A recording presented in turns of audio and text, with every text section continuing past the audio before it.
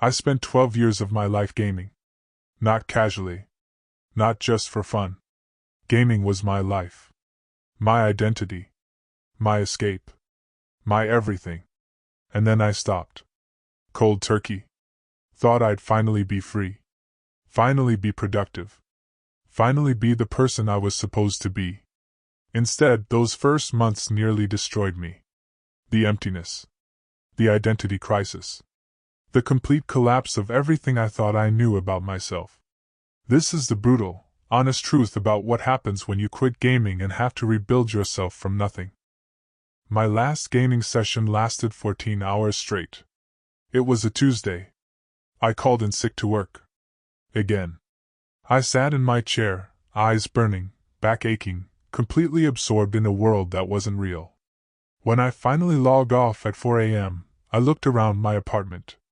Dishes piled up. Laundry everywhere. Bills I hadn't opened. Messages I hadn't answered. My life was falling apart while I leveled up characters that didn't exist. I had this moment of absolute clarity. This wasn't living. This was existing in the worst possible way. I was watching my real life crumble while investing everything into a digital one. I uninstalled everything. Every game. Every launcher. Every app. Deleted my accounts. Gave away my gaming PC. Not because I felt ready, but because I was terrified of what would happen if I didn't. That decision felt like cutting off a limb.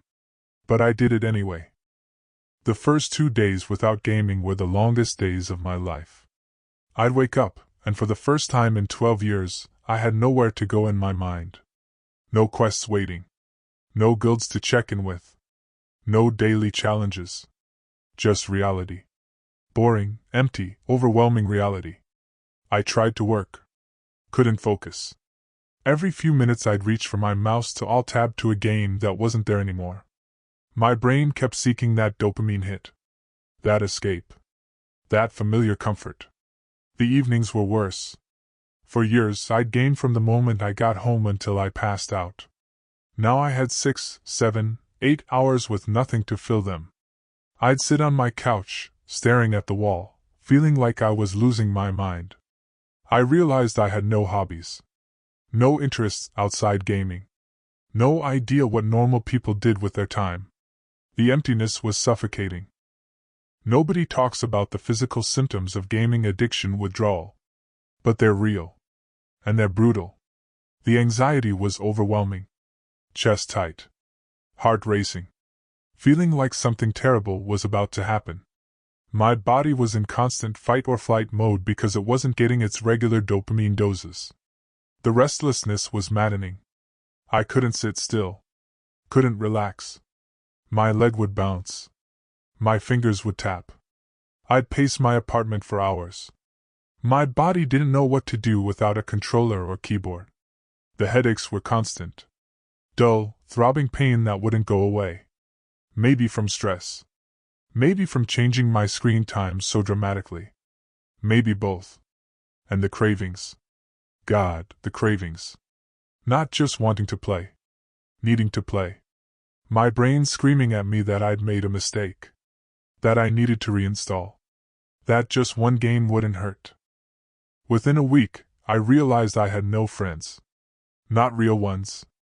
Every friendship I had was online. Gaming buddies. People I'd never met in person.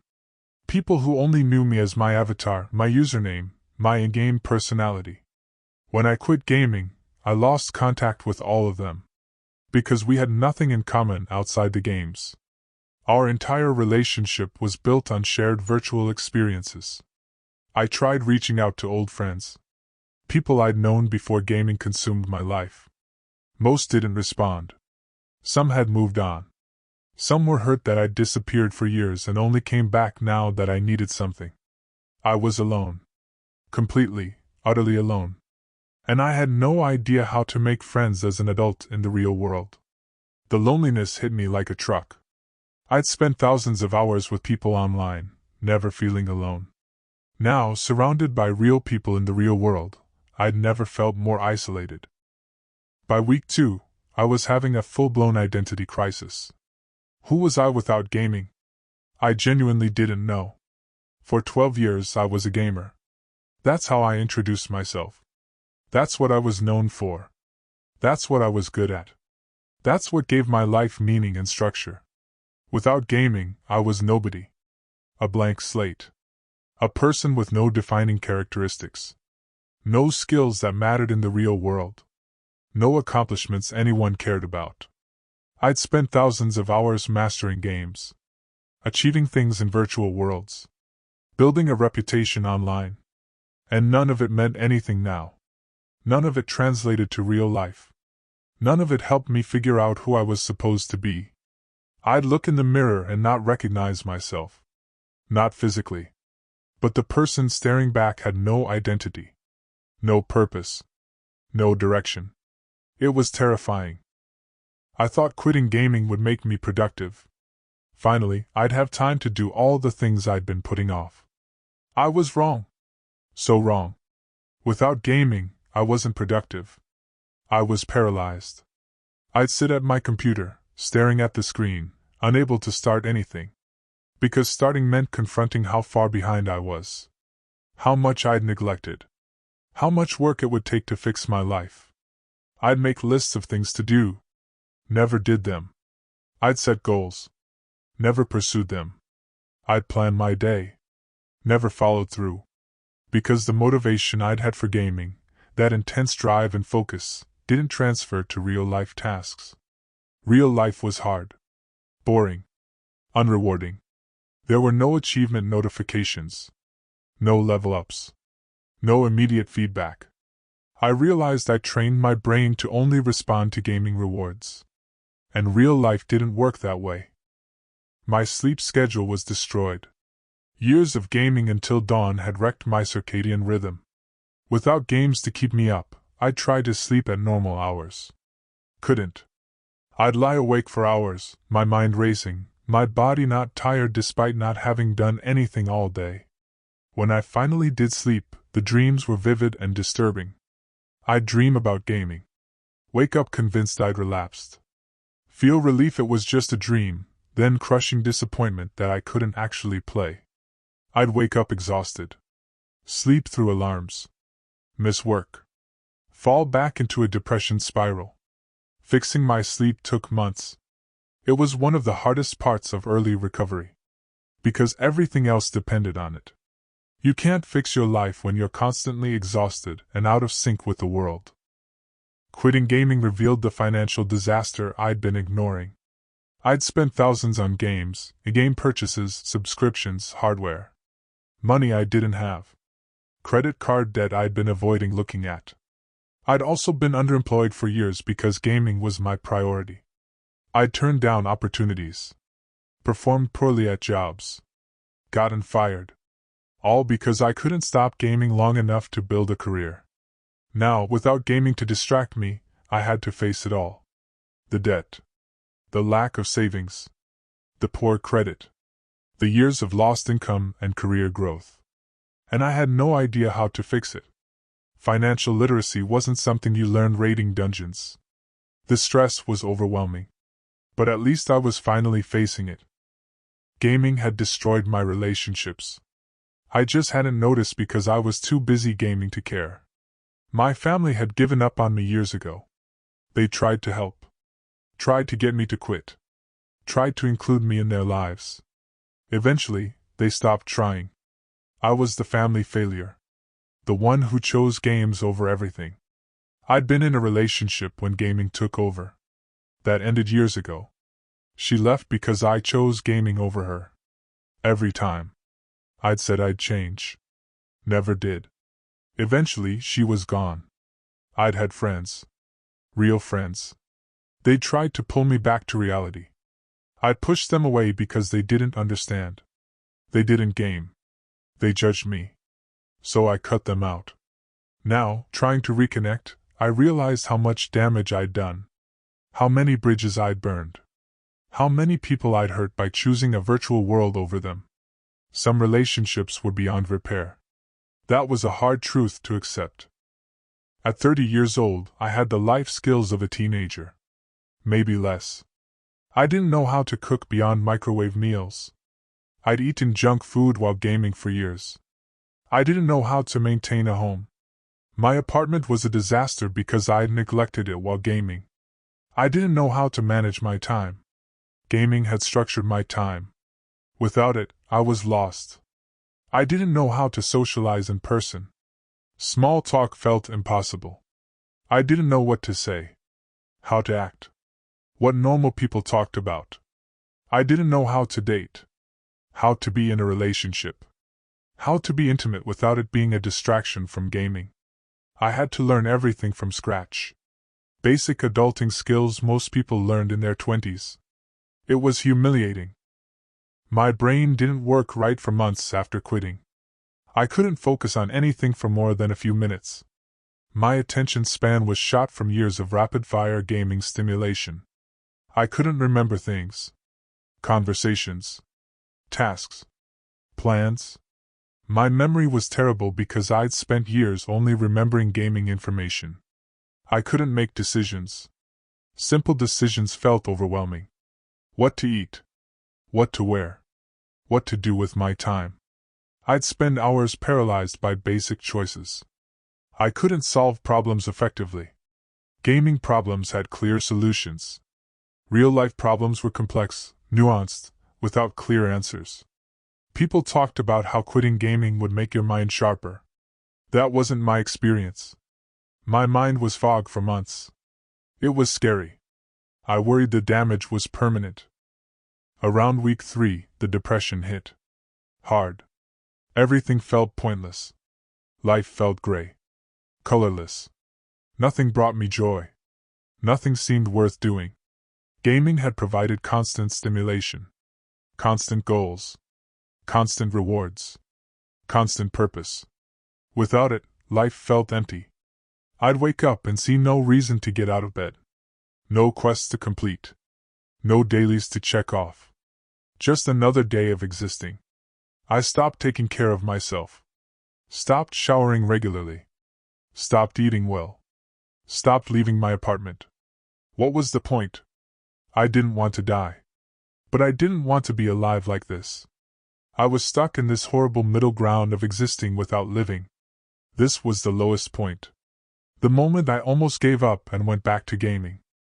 At my lowest, I finally asked for help. I called a gaming addiction helpline. Talked to someone who understood. Who'd been through it. Who told me this was normal. That it gets better. That I wasn't crazy or weak.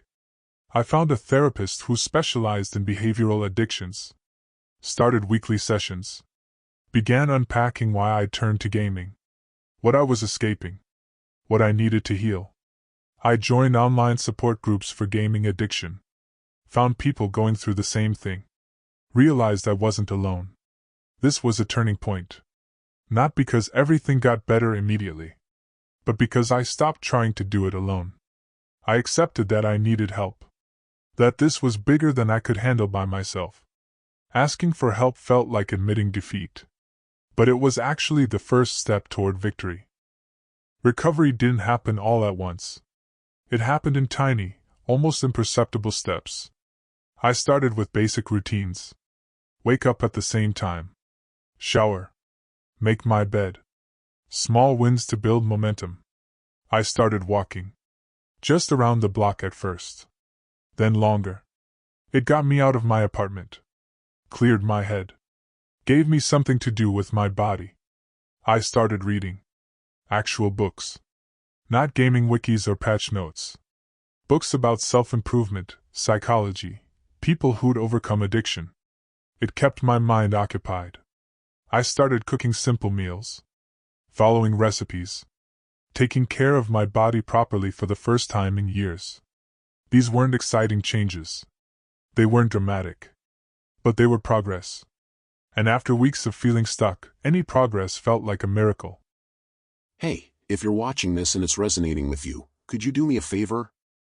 Hit that like button and subscribe. But more than anything, leave a comment. Share some hope. Some encouragement. Something you're learning. We all need to hear it. By month 3, I was still struggling. But I was struggling differently. The acute withdrawal symptoms had faded. The cravings were less intense. The fog was lifting slowly. I still had bad days. Days where I wanted to reinstall everything and disappear back into games. But they were less frequent.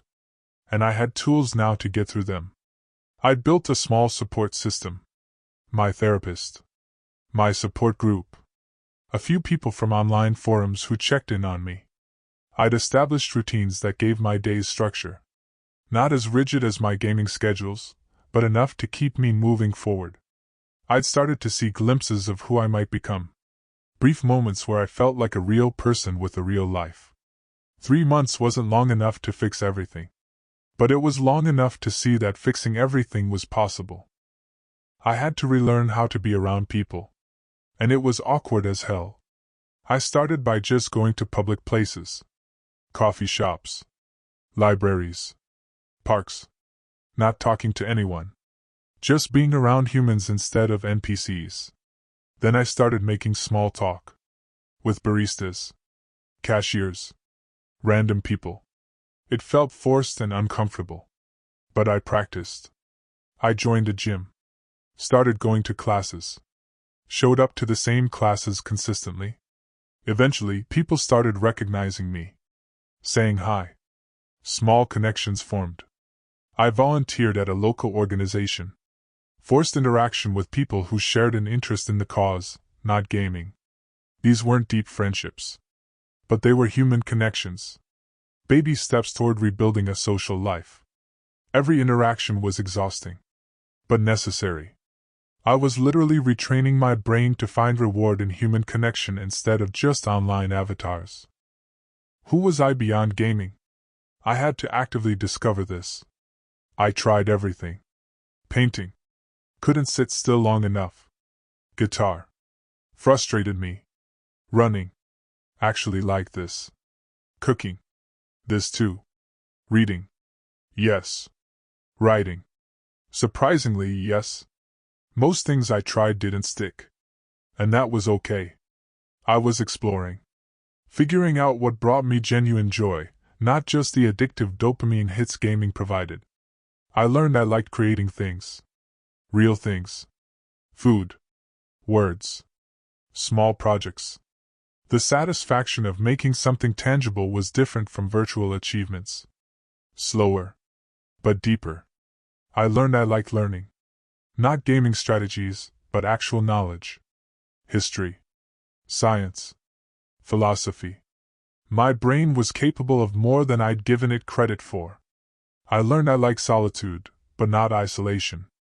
I didn't need to be constantly surrounded by people. But I did need meaningful connections with the few. These discoveries were the foundation of my new identity. My career had stalled years ago because of gaming. Now I had to deal with that. I was underemployed. Working a job below my education level because I torpedoed better opportunities by gaming instead of showing up. I had huge gaps in my resume. Time periods where I'd either been unemployed or job hopping because I kept getting fired for poor performance. I had no professional network. I'd burned bridges. Hadn't maintained relationships. Was starting from zero. I had to be honest in job interviews about the gaps. About why I was starting over in my 30s. It was humiliating. Most employers weren't sympathetic. But I kept trying. Took whatever work I could get. Showed up consistently. Performed well. Slowly rebuilt my professional reputation. It was going to take years to recover career-wise. But at least I was finally moving in the right direction. Around month 4, I noticed I was trying to replace gaming with other things. I'd scroll social media for hours. Same mindless escape, different medium. I'd binge-watch entire seasons of shows in one sitting. Another way to avoid dealing with life. I'd exercise obsessively. Using it as an escape rather than healthy activity. My therapist pointed out I was still avoiding. Still escaping.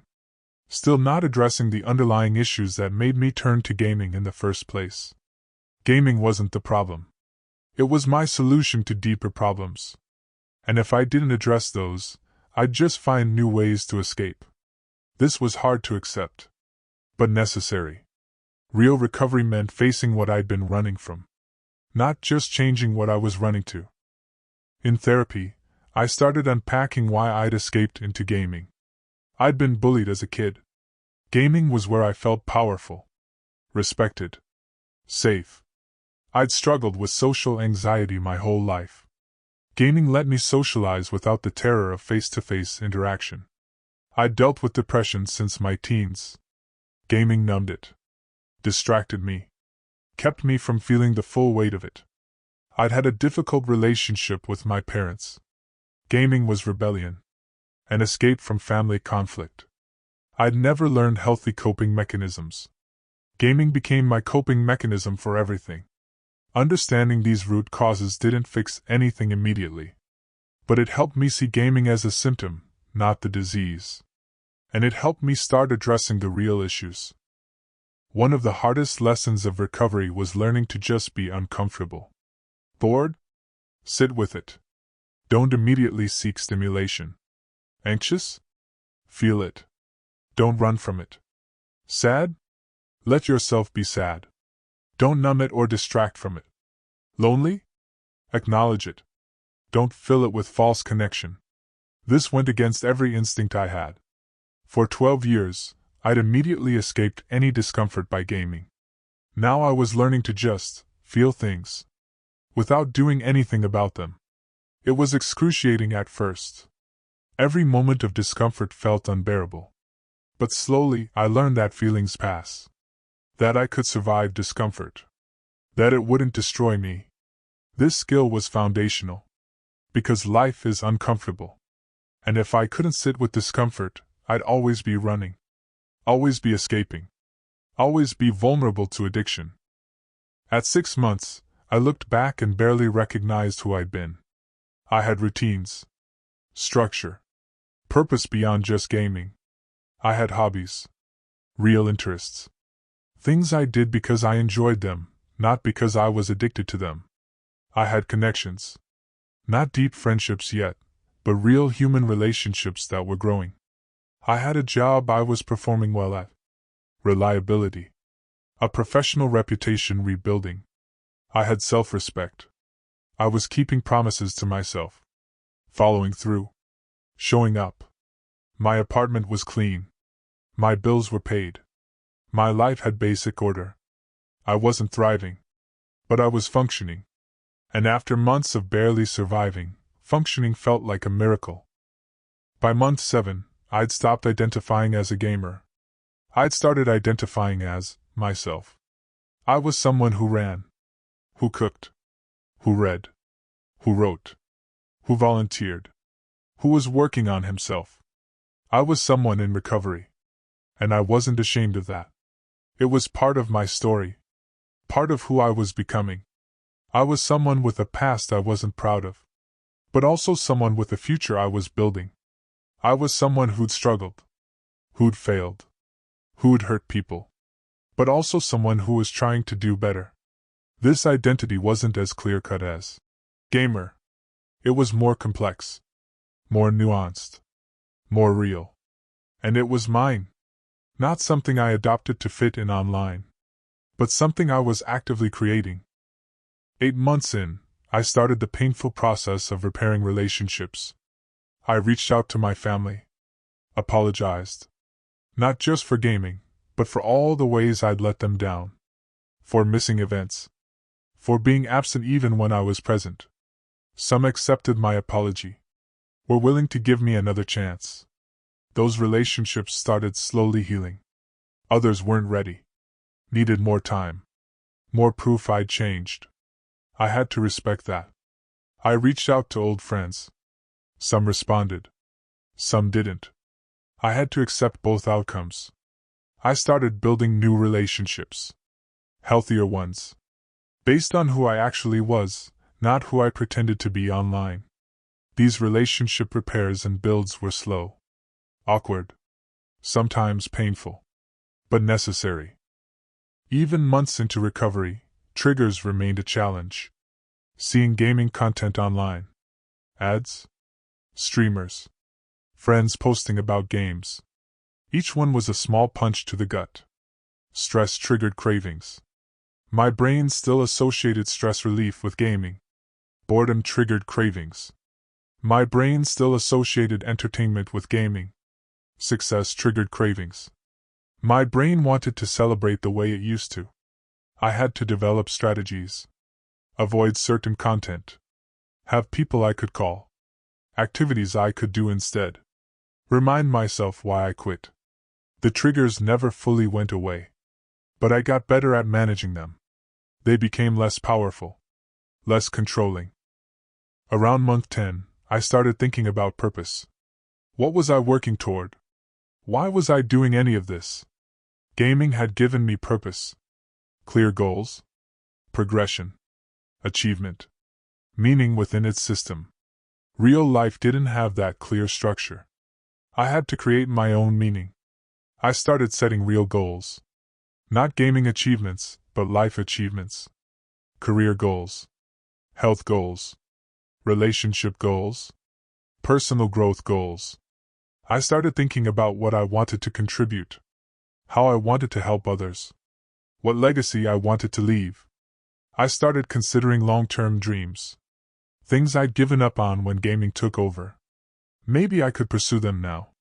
Purpose wasn't something I found. It was something I built. Slowly. Intentionally. Day by day. At 1 year without gaming, I celebrated. Not dramatically. But I acknowledged it. 1 year. 365 days.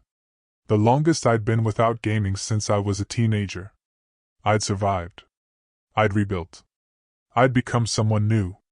I wasn't perfect. I still struggled. Still had bad days. Still felt the pull of gaming sometimes. But I had a life now.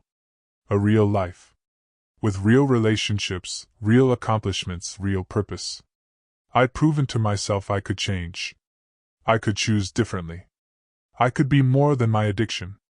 That first year was about survival and rebuilding. The foundation was laid.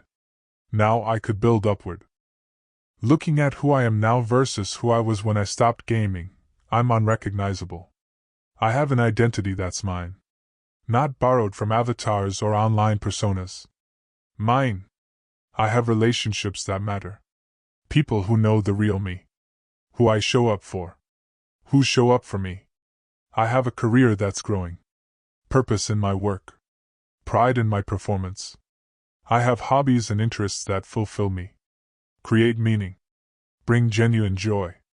I have tools to handle life's difficulties. Healthy coping mechanisms. Support systems. Resilience. I have self-respect. Self-awareness. Self-compassion. Those first months without gaming nearly destroyed me. The emptiness. The identity crisis. The complete collapse of everything I thought I knew. But that destruction was necessary. I had to break down completely to rebuild properly. The person I'd become is worth every difficult moment of that first year. Every craving resisted. Every uncomfortable feeling sat with. Every small step forward. I didn't just quit gaming. I rebuilt my entire life. My entire self. And if you're in those brutal first months right now, wondering if it gets better, wondering if you'll survive, wondering if you'll ever be whole again, you will. It gets better. You'll survive. You'll be more than whole. You'll be real. If you made it through this entire video, thank you. Thank you for listening. Thank you for being here. I shared this story because I know someone needs to hear it. Someone's in those first brutal months right now, feeling like they're falling apart, wondering if they made the right choice. You did. Keep going. Now, I want to ask something of you. If this video touched you in any way, if you saw yourself in my story, if you felt understood for even a moment, would you help me build something here? First, if it feels right, hit that like button. Subscribe to this channel. It helps other people find these stories. People who need to know they're not alone in their struggle. But here's what really matters. Leave a comment. And I don't mean just any comment. I mean something real. Something from your heart. Leave a word of encouragement for someone who just quit and is terrified they can't do it. Leave a message of hope for someone who's in month 2, feeling like they're losing their mind, wondering when it gets better. Share the forgiveness you're learning to give yourself. Because someone else is drowning in shame right now and needs to hear that self-forgiveness is possible. Share what you're learning. What's helping you? What's giving you strength? Or just leave love. Pure, simple love. Put it out into the world. Because this community we're building, it runs on that. On people showing up for each other. On compassion. On understanding. Your comment might save someone today. Literally. Your words might be exactly what keeps someone from relapsing. From giving up. From believing they're too broken to fix. You have that power. Please use it. Where are you in your journey? What nearly destroyed you? What helped you rebuild? What would you tell your past self? What forgiveness are you working toward? What love are you learning to give yourself? Write it. Share it. Let it be light in someone else's darkness. And if you're the person reading comments right now, looking for a sign, looking for hope, looking for permission to keep going, here it is. You are not alone. What you're feeling is normal. The destruction you're experiencing is part of the process. You will rebuild. You will become someone real. You will find your identity. You are stronger than you know. You are worth this fight. Keep going. One day at a time. 1 hour if you need to. 1 minute if that's all you can manage. You've got this. We've got this. Together. I'll see you in the next video. And I'll see you in the comments. Stay strong. Keep rebuilding. You're going to make it.